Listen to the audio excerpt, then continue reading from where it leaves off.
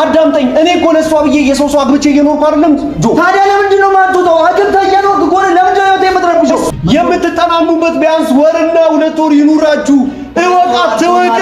አደጋ ለሷ አለመሆንን እርግጠኛ እስኮን ድረስ ኪያን አሳልፍ ስለሰጣችሁ የሰማኝ የሷ አደጋ ነው። ጆ እንድትነቃ ፈልጋለሁ።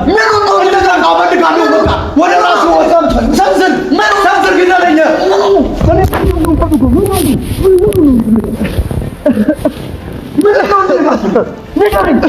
ምንድነው እንድንቃም ፈልገው? ኪያዬን ለምንድን ነው የማታውልኝ? የራስህ ህይወት አለ አይደለ? ህይወት አለ ጆ። በቃ ኪያ የራሷን ህይወት ትኖርበት። ልትወዳት ልታፈቅራት ትችላለህ። ነገር ግን እኔ ውስጥ ካለችው ማንነቷ ግን የበለጠ ልትወዳት አትችልም። ብዙ ዋጋ ከፍዬባታለሁ። ብዙ ነገር ሆኜባታለሁ።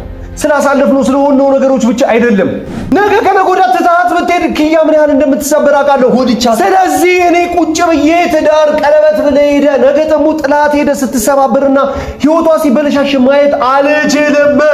ከዚህ በኋላ ህይወቴ ውስጥ ይሄው አሁን ገለኝቷ አግባባን አይደል? ይሄው ማድረግም እመነኝ አደርገዋል። እኔ ነገርኩህ አንተ ላይ ከዚህ በኋላ በጣም እስካሁን እንደውም ካንተ ጋር ስጣላበትና ስሰነዛዝርበት አንተን ሳንቀበት የነበረውን ጊዜ እረግመዋለሁ። ነገርኩህ እግሬ ላይ ወድቄ ይቅርታ ልጠይቅህ። ኪያን መጉዳት አይጠበቅብህም አልኩ።